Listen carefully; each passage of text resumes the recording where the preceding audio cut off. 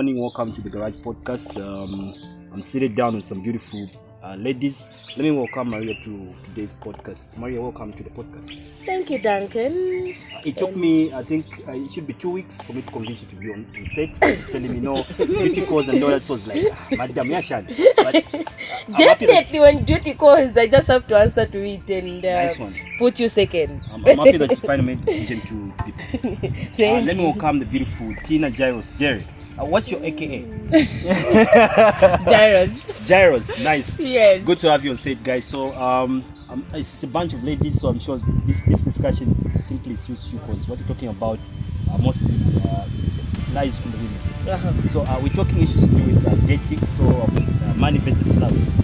So, I want to see how it works, how it operates. So, first things first. I had a conversation with a friend of mine. She was going to say, Muntuandi, money is a mental therapy in a relationship. So I was like, that's which one? So maybe Tina can break it down. Let's open up the conversation. It's a mental therapy. How is it mental therapy? I think for everything you need money. First of all, for you to go anything. So money is just a catalyst. But I don't know in what angle we can put it as a therapy in the sense that in a relationship, obviously, we say there's no love. I think you've read it before. There's no love without money. Yes, meaning you can be in a relationship, you're happy with that, but you need certain things that are supposed to be done in a relationship for you to enjoy the power of money. For example, Let's treat all this money. Love doesn't survive. yes, it doesn't. How can it survive even in your home? All right. I think, like Tina stated, money is quite important. Why? Because there are a lot of things that you need to do at the end of the day, and out of it all, you need money. You need to spend for you to get what you want. But as it being like the focal point of a relationship or the basis of love, I don't think so. Because at the end of the day, we are dealing with two human beings, with beliefs, culture, characters. And so I think in the first place, a relationship should be based on those characteristics. So what comes first, love or money? I think love should come first, Then and then money. Because at the end of the day, even when we talk about money, so it should be a two-way thing. I should be able to support you financially. You should also be able to support me.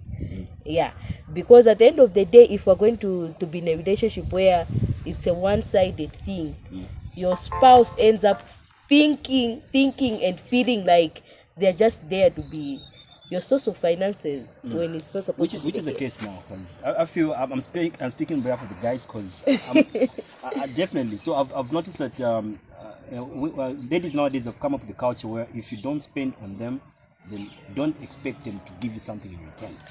And so everything is based on money. That's one thing that I don't encourage on the part of a lady or a woman, so to say. Don't be a liability in a relationship. In that, don't show it to that man that everything when it comes to money depends on him, because at the end of the day, it kills the vibe of that relationship. Because I feel like I've stated, if you are going to just depend on this man and make him feel like he's just your source of money, he'll end up taking advantage of that vulnerability that you have. And so at the end, you are also doing your own thing, but you're just there to show your man, to say, okay, I can do something on my own, but at the end of the day, it's a partnership that I want. Exactly. So I wanted to add on what Maria said. I think our generation is one of the missed generation in the sense that we go into a relationship expecting this man to be doing everything. But before, as a woman, it's very, very important to have your own income generating ideas, businesses, something going on. Yes. So you find that we can't keep healthy relationships. Why? Because we get into relationships thinking that, okay, this man is going to do 100% of everything. They're supposed to be financially stable and all that. But looking at it from a different angle, I think we also, women, we have a lot of work to do. We need to afford ourselves first before we can, get into a relationship and think, okay, this man can't afford me, but you can't afford yourself. Yeah. And respect from a man, and then a man just come as a plus, like they just add on to what you already have. So you mediocre kind of yes of standards. For example, I've seen a lot of women who are in relationships because no, I can't pay rentals, and then you tolerate everything, violence, everything, because you can't afford yourself, you can't take care of yourself financially. So I think it's very, very important that we also encourage women to be financially independent. It doesn't mean that you have millions or what. Even when you're not working, you can find something to start up a business, something going on for yourself. And we also want to encourage you men to empower your women. Why? Exactly. The unforeseen circumstances, and also that comes with one, paying bills, contentment. You are able to at least provide something, bring something. Extent should someone take care of your bills, especially in a relationship? Because I find it awkward. I find it. So no wonder Duncan, I was the one who is there, and then if he's with me, then it means every bill that I have, he has to meet it.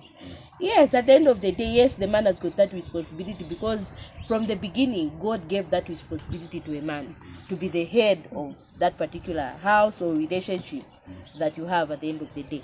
But again, it shows some sense of vision when both of you are able to put something on the table. You get, and you as a man, you are going to be secure and feel contented to say, should anything happen to me, I know my woman can survive even without me. Even our kids can survive. Even, or if it's not necessarily about marriage, but you be there thinking, okay, even if I was to maybe lose my job, my lady she will still survive. She'll still be able to get 2 or 3 things for herself. Yeah, so it's very important actually that there is no that over dependence. Should a man support? I don't know. Girlfriend allowance. It starts from a girlfriend. It starts from a girlfriend. For you to marry at some point, this person wants your girlfriend. So it starts from a girlfriend, level where you understand and think, okay, this is the right partner for me. So the responsibility starts there. It doesn't mean that, look, I've heard a lot of people saying, no, I'm not the father, I can't do 1 or 2 things. But as long as you've committed yourself to date this person, then that's your responsibility. Again, it ends. If you see a potential, to what extent? Because I've come across girls who would say, no favor, run out of parts. It's like this, like for real. Come on, guys. Okay, it depends on how the two of you are relating. Yeah, in that particular relationship. But at the end of the day, like I've stated, anyway. I understand that there's this term, girlfriend, whatever, allowance. But at the end of the day, it shouldn't be just more like, okay, do or die, I'm supposed to receive this money. A person should be a cheerful giver. It should be coming from deep down that person's heart. That should like, be cheerful, should come from deep down heart. So at the end of the day, it's about the man realizing to say, okay, I love this person, and then I understand she's got needs. This need, that need, that need, that need. But it shouldn't be like, okay, because I say I love her, and then she expects to do it out of that sense of, what can I say, care for that particular person. It's the same even with the ladies. I understand that there are certain times when some men have actually come out and said, ish, me, I'm tired of just receiving handkerchiefs. How much you value them. If you are capable of buying him a car, why not? I mean, show it. Show it to say you care about this person. Yeah. It's not just because, okay, and then at the end of the day, if I just buy this small thing, and then he will not even look at me like I care or anything like that. But if you are able to do something, even the littlest thing from deep down your heart, I feel it's enough. And then the other person. I love the way you're coming out, Maria. I want to ask you. I was talking about issues to do with body count. We've heard of something like mileage, so I was asking to say, does the grip still remains intact? What really happens? Because we've heard men complaining, our grip we had poor, Maravazi had poor, we've heard of such things. What really is that? Issues of grip. I don't know if that's true, but I feel like it's a big deal when it comes to health-wise, because maybe you're dealing with someone who has been has had abortions and stuff like that.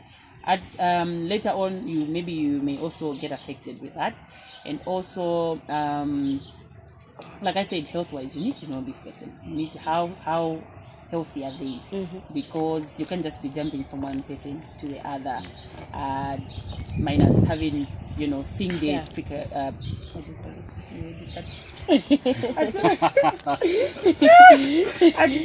Repercussions. Is it a repercussion of jumping from one place, one person to the other?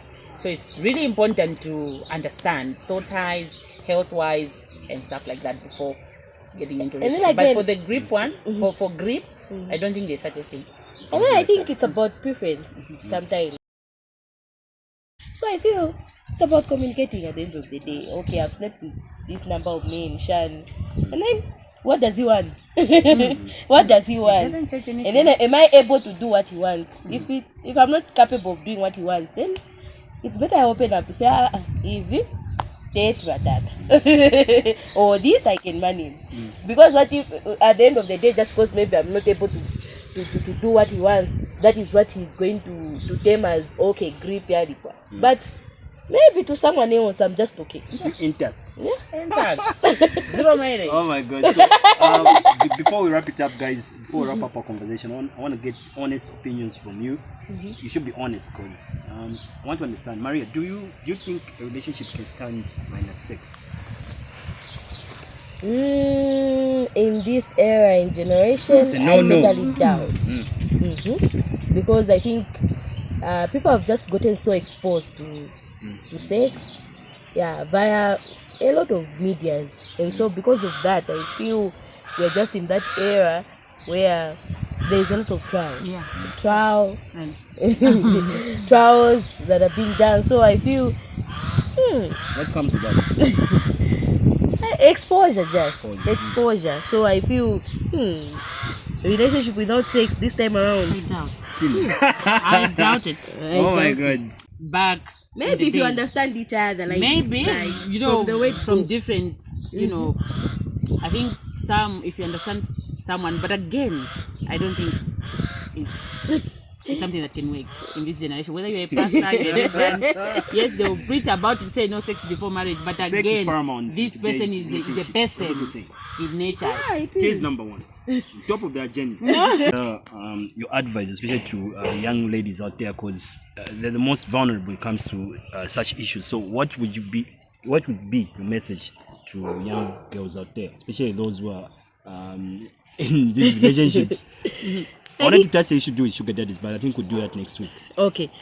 At the end of the day, as a lady, a young lady, as a woman, find dignity in being empowered, being independent yourself.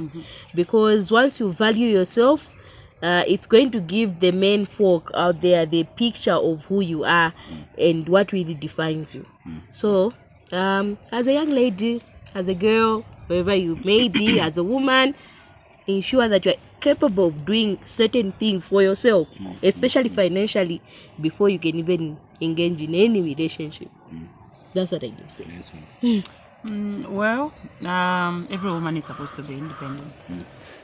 If you're a young lady and you need to be in a healthy relationship first, it starts with you being able to afford basic needs and stuff. That way you'll be respected. But again,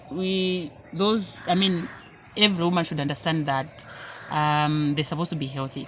So in as much as you're trying to pursue this relationship, you're looking for a man with money and stuff, you're supposed to be in a good health, you're supposed to have something running for yourself, and then you enjoy these relationships. You'll be in a healthy relationship because no man is going to take advantage of you. This has been episode 3 of the Garage Podcast. Thank you so much for joining us. We'll be back next week with more exciting conversations. Otherwise, it's been amazing sitting down with the 2 ladies, Maria Masina and Tina Gyros. What's your AKA again? Gyros. So I should be talking to these ladies come next week. She'll be talking about sugar daddy. So make sure you subscribe to our channel, Smooth FM Radio Zambia. Subscribe, like, and share. Thank you so much.